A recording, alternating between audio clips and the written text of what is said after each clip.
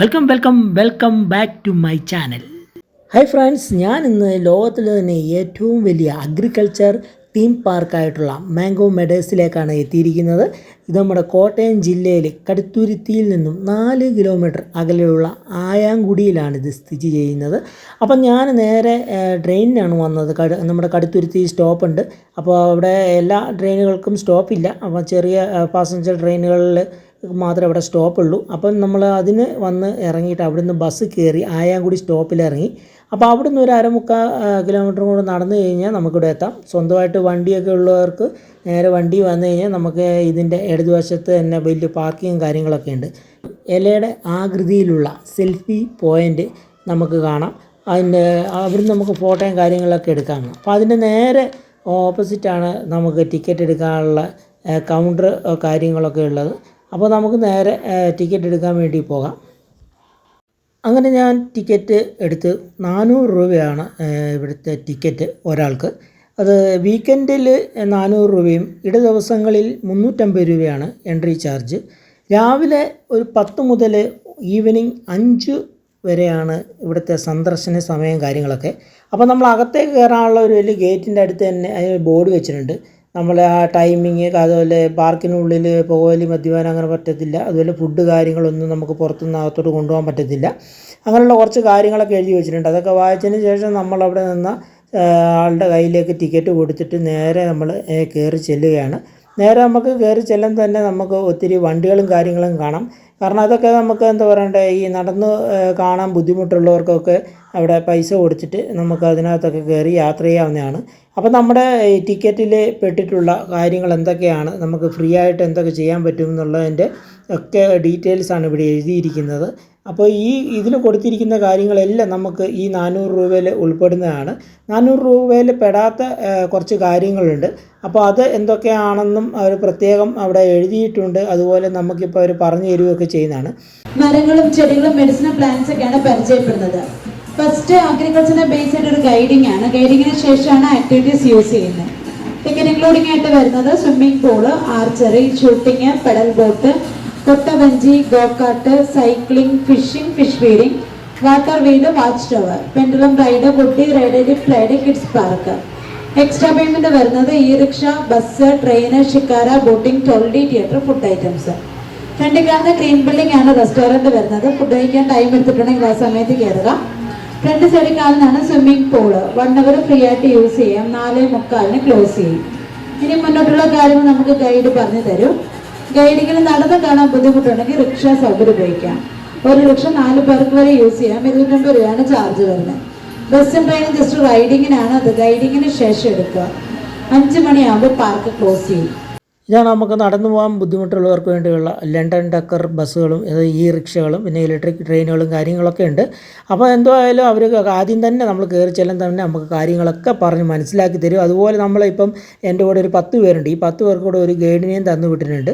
പിന്നെ ഒരു മണിക്കൂർ 1.5 മണിക്കൂർ എനിക്ക് ഈ ഗൈഡ് നമ്മൾ ഇതിനെല്ലാം ചുറ്റി കാണിച്ച് കാര്യങ്ങളൊക്കെ പറഞ്ഞു തരും. അപ്പോൾ നമ്മുടെ ഈ ഒരു ആദ്യത്തെ ഈ വീഡിയോയിൽ ഞാനതാണ് ഉൾപ്പെടുത്തിയിരിക്കുന്നത്.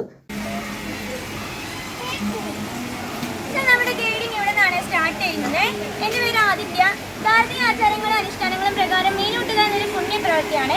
കൂടാതെ നമ്മുടെ മഹാവിഷ്ണുവിൻ്റെ 10 അവതാരങ്ങളിൽ ഒരു അവതാരമാണ് മത്സ്യം. അതുകൊണ്ട് തന്നെ മത്സ്യത്തെ ഊട്ടുന്നത് നമ്മൾ ചെയ്ത പാപത്തിൻ്റെ കാഠിന്യം കുറയ്ക്കുന്നതിന് കാരണമാകുന്നത്. പിണ്ടുവന്നിൽ ലോകത്തിലെ പല ക്ഷേത്രങ്ങളിൽ നിന്ന് മീനൂട്ടൊരു ആചാരമായി നടത്തി വരുന്നുണ്ട്. നമ്മുടെ പഞ്ചാബിലെ സുവർണ്ണ ക്ഷേത്രം, പിന്നീട് വരുന്ന കേരളത്തിലെ ത്രിപുര ക്ഷേത്രങ്ങളിലൊക്കെ മീനൂട്ടുന്നൊരു ആചാരം നടത്തി വരുന്നുണ്ട് കേട്ടോ. നമുക്ക് മീനൂട്ട് കാലം കയറി കാണാവേ. ഈ പാലം കണ്ടോ, ഇത് നമ്മൾ 1 രൂപ കോയിൻ പഞ്ച് ചെയ്ത ബാലൻസ് ഷീറ്റ് വെച്ചിട്ടാണ് ഉണ്ടാക്കിയിരിക്കുന്നത്.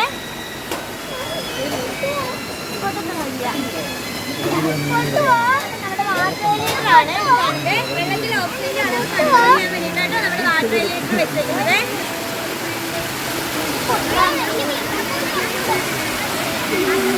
മാംഗോ മെഡോസിൻ്റെ ഹൈലൈറ്റ് ആയിട്ടുള്ള മീനൂട്ട് പാലത്തിലൂടെയാണ് നമ്മളിപ്പോൾ സഞ്ചരിച്ചുകൊണ്ടിരിക്കുന്നത്.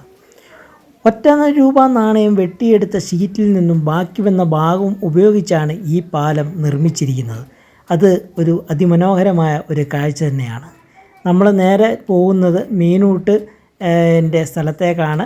അവിടെ നമുക്ക് കണ്ട ഒത്തിരി മീനുകളെ കാണാം. അടിപൊളി, ഒത്തിരി വലിയ മീനുകളുണ്ട്. അപ്പോൾ ആ മീനുകൾക്ക് നമ്മൾ ഇപ്പം ആഹാരം കൊടുക്കാൻ വേണ്ടി പോവുകയാണ്. കാരി, കൂരി, ആവോലി, അങ്ങനെ 64 തരം കാൽക്കാർ മത്സ്യങ്ങൾ നമ്മുടെ കുളത്തിൽ കണ്ടുവരുന്നുണ്ട് കേട്ടോ. ഇതാട്ടോ കറുത്ത ആവോലിയാണ്. ഇതാണ് നമ്മുടെ ഓപ്പൺ സ്റ്റേജ് ഏരിയ. നൈറ്റ് പാർട്ടികൾ കണ്ടക്ട് ചെയ്യാനുള്ള ഏരിയ കേട്ടോ. ഈ ഏരിയ നൈറ്റ് പാർട്ടികൾ കണ്ടക്ട് ചെയ്യാനുള്ള ഏരിയയാണ്. നമുക്ക് 25 കോട്ടേജുകൾ വരുന്നുണ്ട്. അതിൽ 4 എണ്ണാട്ടോ നമുക്ക് പ്രീമിയം വരുന്നത്. ഓറഞ്ച്, മാംഗോ, മൽബറി, നെറ്റ്വർക്ക് കേട്ടോ. കുഞ്ഞുങ്ങളൊക്കെ കയറുക കേട്ടോ. നമ്മുടെ ഇന്ത്യയുടെ മാപ്പാട്ടോ. ഓരോ സംസ്ഥാനങ്ങൾക്കും ഓരോ സംസ്ഥാന വൃക്ഷങ്ങളാട്ടോ നമ്മൾ നട്ടുപിടിപ്പിച്ചിരിക്കുന്നത്. കേരളത്തിന്റെ തെങ്ങ്, തമിഴ്നാടിന്റെ കരിമ്പന. ബാക്കിയുള്ള ഡീറ്റെയിൽസ് ബോർഡിൽ നോക്കിയാൽ കാണാവുന്നതാണ്. ഇതാട്ടോ നമ്മുടെ നീലക്കൊടുവേലിയെ. നമ്മുടെ നീലക്കൊടുവേലിയാണ്. ധാരാളം മിറ്റുകളടങ്ങിയ ഒരു ഔഷധ സസ്യമാട്ടോ നമ്മുടെ നീലക്കൊടുവേലിയെ. ഇല്ലിക്കാടുകളിൽ ഉപ്പും കൂടുകളിലാണ് നീലക്കൊടുവേലി സാധാരണയായി കണ്ടുവരുന്നത്. പിന്നീട് വരുന്ന നമ്മുടെ ഇതിൻ്റെ വേര് അലിപ്പെട്ടിയിലോ പണപ്പെട്ടിയിലോ ഇട്ട് വെച്ച് കഴിഞ്ഞാൽ വേര് പൊലിച്ച് വരുന്നത് നമുക്ക് കാണാൻ സാധിക്കുമേ. പിന്നീട് വരുന്നതെന്ന് വെച്ചിട്ടുണ്ടെങ്കിൽ വേര് ഒഴുക്കുള്ള വെള്ളത്തിൽ എതിർ ദിശയിലാണ് ഇതിൻ്റെ വേര് ഒഴുകുന്നുണ്ടെങ്കിൽ ഇത് ഒറിജിനലാണെന്ന് മനസ്സിലാക്കാൻ സാധിക്കും. പിന്നീട് ഇതിൻ്റെ വേര് നമ്മൾ കയ്യിൽ പിടിച്ച് പ്രാർത്ഥിച്ചു കഴിഞ്ഞ് കഴിഞ്ഞാൽ നമ്മുടെ എല്ലാ ആഗ്രഹങ്ങളും സബലീകരിക്കപ്പെടും കേട്ടോ. ഇത് നമ്മുടെ മൽബറി ചെടിയാണ്. നമ്മൾ പ്രധാനമായിട്ട് ഇത് ഉപയോഗിക്കുന്നത് പട്ടുനൂൽ വ്യവസായത്തിനാണ് കേട്ടോ. ഇത് പിന്നീട് വരുന്നത് നേത്രരോഗങ്ങൾക്കൊക്കെ ഇത് ഉപയോഗിക്കും കേട്ടോ. പിന്നെ കരോട്ടിൻ, കാൽസ്യം തുടങ്ങിയ കലവറയാണ്. പിന്നെ നമ്മൾ ഇതിൻ്റെ തളിരിലകളെ തോരൻ വെച്ച് കഴിക്കും കേട്ടോ.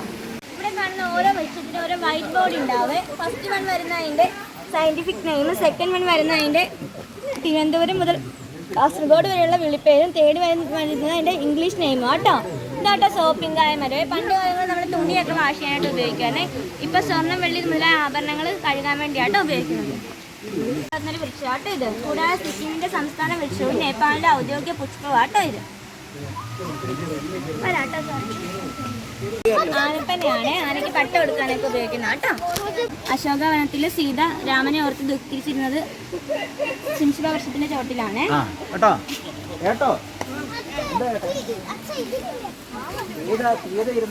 പറിച്ചു തിന്നാൻ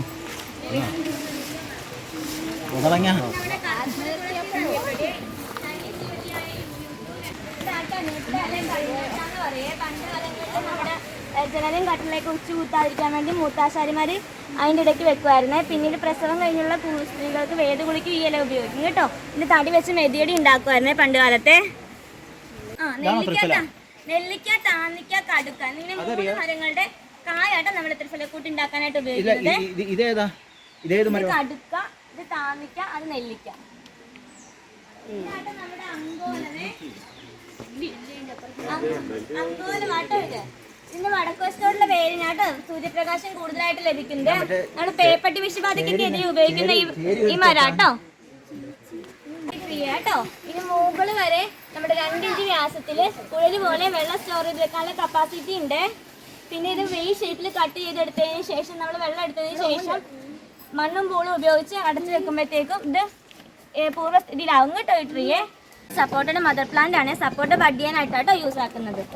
ഇത് കിട്ടുന്ന ഫിഷ് വീട്ടിൽ കൊണ്ടാട്ടോ. മുകളിൽ വരുന്നത് ഭക്ഷണരീക്ഷണ കേന്ദ്രമാണ്.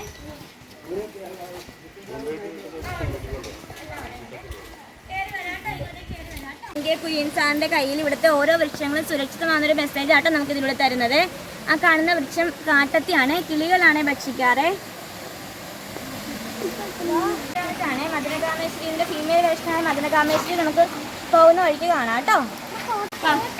ഇതാട്ടോ കറുത്ത കുന്തിരിക്കവേ. 20 വർഷം ഭാഗമായ തടിയിലെ വണ്ട് വന്ന് പരാഗണം നടത്തിയ ശേഷം അത്രയും ഭാഗം കറുത്ത് വരുവേ. ആ ബ്ലാക്ക് ചെടി വരുന്ന ഭാഗം നമ്മൾ കട്ട് ചെയ്ത് പ്രോസസ് ചെയ്തെടുത്ത് ആട്ടോ ഊതുണ്ടാക്കി അത്ര ക്രിയേറ്റ് ചെയ്യുന്നേ. ഇത് മുകളിലൊരു കറ ഉണ്ടാവും. ആ കറ പ്രോസസ് ചെയ്തെടുത്താട്ടോ നമ്മൾ കായ ഉണ്ടാക്കുന്നത്. ഇനി അങ്ങോട്ടേക്കാണ്. അത്തി, ഇത്തി, അരയാൽ, പേരാൽ എന്നിങ്ങനെ 4 പാല് ചുരത്തുന്ന മരങ്ങളുടെ തോലാട്ടോ നാൽപ്പാമരക്കൂട്ട് ഉണ്ടാക്കാനായിട്ട് നമ്മൾ ഉപയോഗിക്കുന്നത്. 4ഉം കൂടി ഒരു വഞ്ചിയിൽ ക്രിയേറ്റ് ചെയ്തിരിക്കുന്നുണ്ടാട്ടോ നമ്മൾ നാൽപ്പാമര വഞ്ചിയിൽ പേരിട്ടിരിക്കുന്നത് കേട്ടോ. നമ്മൾ പോകുന്ന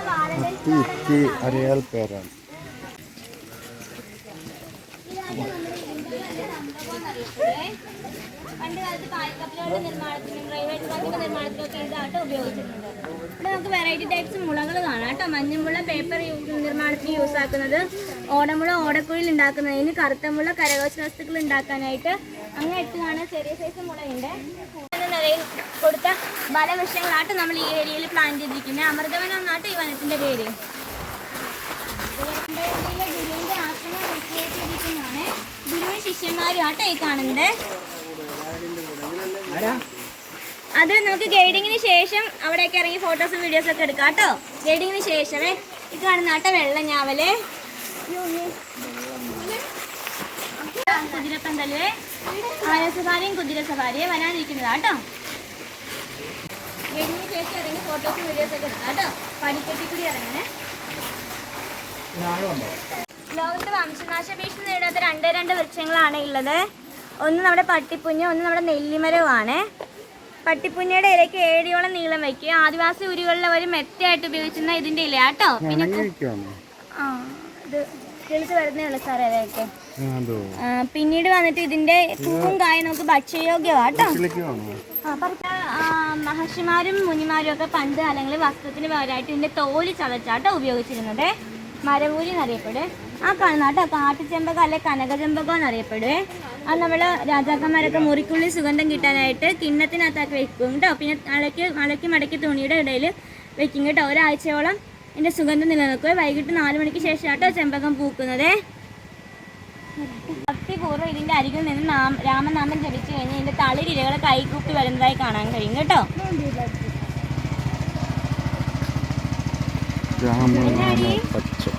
നഞ്ച് കലക്കാട്ടോ മീൻ പിടിച്ചിരുന്നത്. നഞ്ച് കലക്കി വെള്ളത്തിലിട്ട് കഴിയുമ്പോഴത്തേക്കും മീൻ മയങ്ങി പൊങ്ങി വരിക അല്ലെങ്കിൽ കണ്ണ് പൊട്ടി പൊങ്ങി വരുന്നതായി കാണാൻ കഴിയേ. ഇപ്പം ഇത് ഇല്ലീഗലാട്ടോ. കൂടെ വനാന്തരങ്ങളിലാട്ടോ കൂടുതലായി എല്ലിമരം കണ്ടുവരുന്നത്. ഇത് നമ്മുടെ എല്ലി തൻ്റെ കുഞ്ഞുങ്ങളെ പ്രളയത്തിൽ നിന്നും മറ്റ് വന്യജീവികളുടെ ആക്രമണങ്ങളിൽ നിന്നൊക്കെ സംരക്ഷിക്കാൻ വേണ്ടിയിട്ടാട്ടോ ഉപയോഗിക്കുന്നത്. മാവിൻ കൊമ്പേന്റെയും വൃക്ഷകന്യയെ നമുക്കിവിടെ കാണാൻ സാധിക്കുവേ. നമ്മളിപ്പോ ഒന്ന് നക്ഷത്രവനത്തിലോട്ടാട്ടോ. അശ്വതിമുള്ള ദേവത പ്ലോട്ട് നമുക്ക് റേഞ്ചിൽ പൈസ കൊടുത്തു കഴിഞ്ഞാൽ കിട്ടുന്നാട്ടോ. റേറ്റിംഗ് കാര്യങ്ങളൊക്കെ ചേട്ടനോട് ചോദിച്ചാൽ പറയേ. ആ കാണുന്നാട്ടോ വെള്ള കുന്തിരിക്കുന്നതാണ്.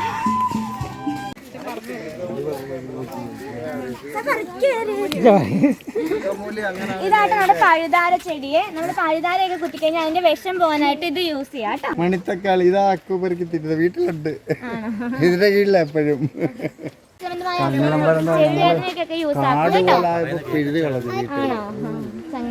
അവിടെ നഴ്സറി എണ്ണയായിട്ട് ഉപയോഗിക്കുന്ന കേട്ടോ. ഇത് എണ്ണയില ഇട്ടു നീലയാമരി പപ്പടച്ചീര എന്നറിയപ്പെടുവേ. നമ്മള് ബജി ഉണ്ടാക്കാനായിട്ട് ഇതിന്റെ തളിരികളെ തോരൻ വെച്ചും കഴിക്കുന്ന കേട്ടോ. സാർ ഒന്ന് പറിക്കരുതേ, എല്ലാരും കേറി വരണേ. ഇന്നോളൊക്കെ നടന്നേരം എണ്ണയിൽ ഉപയോഗിക്കുന്ന കേട്ടോ.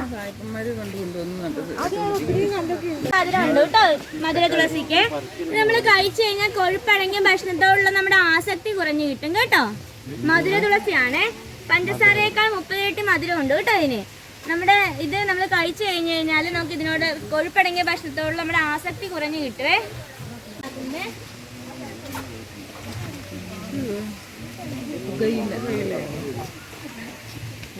അങ്ങനെ നമ്മൾ ഓരോന്ന് കണ്ടും കേട്ടും ഒക്കെ നടക്കുന്നതിനിടയ്ക്ക് നമുക്ക് നല്ലൊരു കാഴ്ചയായിരുന്നു. ആത്മാവിൻ തറ ആലും മാവും കൂടി നിൽക്കുന്നുള്ള ആ കാഴ്ചയൊക്കെ കണ്ട് നമ്മൾ തൊട്ടടുത്ത് തന്നെ നമ്മൾ 100 രൂപയ്ക്ക് നമ്മൾ നിർമ്മിക്കപ്പെടുന്ന സാധനങ്ങളിൽ നമ്മുടെ പേരിലൊക്കെ എഴുതി കിട്ടുന്ന ഒരു സ്ഥലമാണിത്.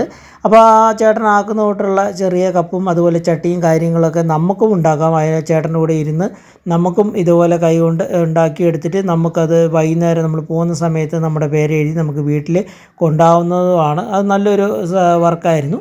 അപ്പോൾ എന്തായാലും നമ്മൾ തൊട്ടടുത്ത് നമുക്ക് കാടക്കോഴി അതുപോലെ ഗിനിപ്പന്നികളെയൊക്കെ കാണാം. അതിൻ്റെ നമ്മുടെ കോഴികൾ, നമ്മുടെ എന്താ പറയുക കരിങ്കോഴി, അതുപോലെ നമ്മുടെ ടർക്കി കോഴി, കരിങ്കോഴി ഉണ്ടായിരുന്നു, ടർക്കി കോഴിയുണ്ട്, നാടൻ കോഴിയുണ്ട്.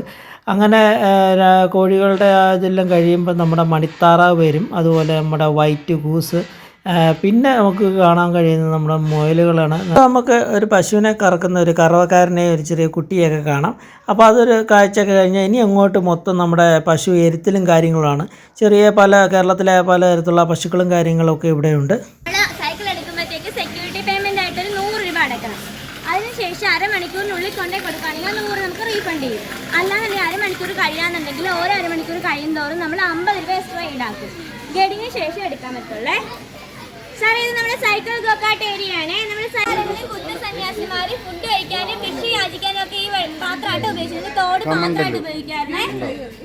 പിന്നെ തിരുവട്ടക്കായ തൊടാൻ പറ്റില്ല. ഇതിന്റെ കായ കേട്ടോ. നമ്മള് വിദേശ ഇതിനകത്ത് ഒരു സത്തുണ്ട് കേട്ടോ. ഇതിന്റെ ഉള്ളിൽ ഒരു സത്തുണ്ട്. അത് വന്നിട്ട് നമ്മള് വിദേശ രാജ്യങ്ങളിലൊക്കെ വാറ്റാനായിട്ട് ഈ സത്ത് ഉപയോഗിക്കും കേട്ടോ. വരാട്ടോ. ലിങ്ക് ഓഫ് ബുക്ക് ഓഫ് റെക്കോർഡിൽ ഇടം നേടിയതാട്ടോ ഈ ലൈബ്രറി സ്ലിപ്പേ.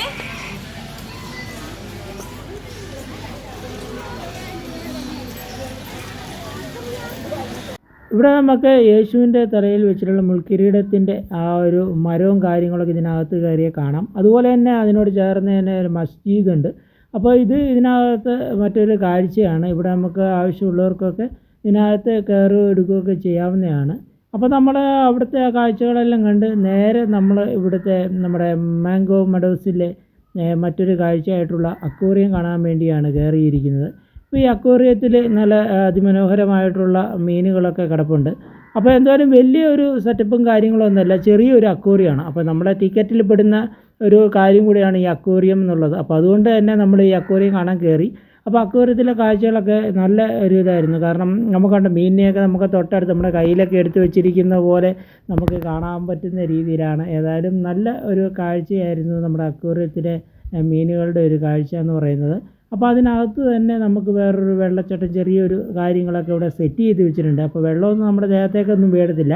നമുക്ക് ഈ സൈഡിലൂടെ നടന്നു പോയിട്ട് ഇതിൻ്റെ അപ്പുറത്ത് നമുക്ക് അക്വേറിയത്തിൽ തന്നെ ഉള്ള വേറെ മറ്റ് മീനുകളുണ്ട്. അപ്പോൾ ഈ മീനുകളെയൊക്കെ അവിടെ നിന്ന് നമുക്ക് കാണാവുന്നതാണ്.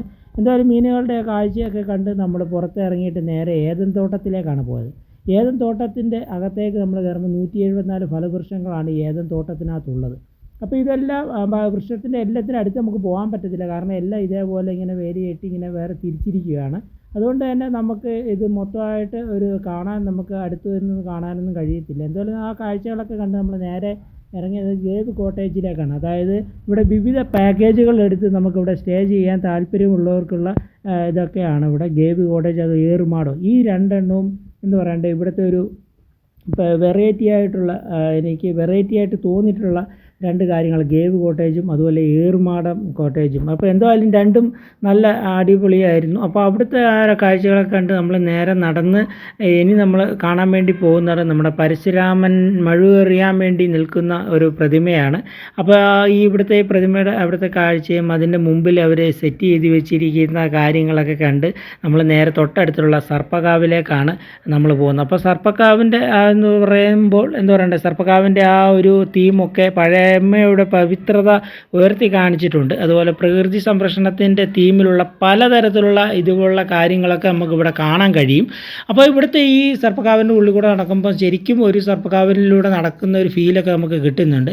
അപ്പം ആ ഒരു കാഴ്ചയൊക്കെ നമ്മൾ കണ്ട് ചെറിയൊരു പേടിയും കാര്യങ്ങളുണ്ട് ഇതുവഴി ഒറ്റയ്ക്ക് ഇങ്ങനെ നടക്കുമ്പോൾ. അപ്പോൾ എന്തായാലും ദൂരെ നമ്മൾ ഒരു ആനയുടെ ഒരു പ്രതിമ നമ്മൾ കാണുന്നുണ്ട്, ആനയുടെ. പക്ഷേ സാധാരണ ഒരു ആന നിൽക്കുമ്പോൾ നമുക്ക് വലിയ ഇതൊന്നും തോന്നാറില്ല. പക്ഷേ ഈ ആനയെ കണ്ടപ്പോൾ നമുക്കൊരു പേടി തോന്നും. കാരണം ഇത് മതവിളകി കലിച്ച് തുള്ളി ഓടിക്കൊണ്ടിരിക്കുന്ന ഒരു ആനയുടെ ഒരു ഇതാണ് ഇവിടെ കൊടുത്തിരിക്കുന്നത്. അപ്പോൾ അതിനെ കാണുമ്പോൾ തന്നെ നമുക്ക് ഒരു പേടിയും കാര്യങ്ങളുമാണ്. അപ്പോൾ എന്തായാലും ഈ കാഴ്ചകളെല്ലാം നമ്മൾ കണ്ട് നമുക്ക് ഫുഡ് കഴിക്കാനുള്ള സമയമായി. അങ്ങനെ ഫുഡ് കഴിക്കാൻ വേണ്ടി നമുക്ക് രാവിലെ നമ്മൾ എടുത്ത ടിക്കറ്റിൻ്റെ കൂടെ കിട്ടിയതാണ് നമുക്ക് ഈ കൂപ്പൺ. അപ്പോൾ ഇത് നമ്മളിവിടെ ഫുഡ് കഴിക്കാൻ നേരത്തെ കൊണ്ടു കൊടുക്കണം. ഇവിടെ നമുക്ക് 2-3 റെസ്റ്റോറൻറ്റുകളുണ്ട്. അപ്പോൾ എവിടെ വേണമെങ്കിൽ നമുക്ക് കയറാം. അവിടുത്തെ ഫുഡിൻ്റെയൊക്കെ റേറ്റും കാര്യങ്ങളൊക്കെ കൊടുത്തിട്ടുണ്ട്. അപ്പോൾ അങ്ങനെ ഞാൻ കൂപ്പണൊക്കെ കൊടുത്ത് 1:15 ഇവിടെ വന്ന് കൊടുത്തപ്പോഴാണ് ഇവിടെ ഫുഡ് തീർന്നതായിട്ട് അറിയുന്നത്. അപ്പോൾ ഇത്രയും പേര്, ഞാനും ഇരിക്കുന്ന ആൾക്കാരെല്ലാം അകത്ത് ഫുഡിന് ഓർഡർ കൊടുത്ത് കാശ് കൊടുത്തിട്ട് ഇരിക്കുന്നവർക്ക് പോലും ഫുഡ് കിട്ടിയിട്ടില്ല. അതേ ഉള്ളായിരുന്നു നമുക്ക് ആ കിട്ടിയൊരു പണി.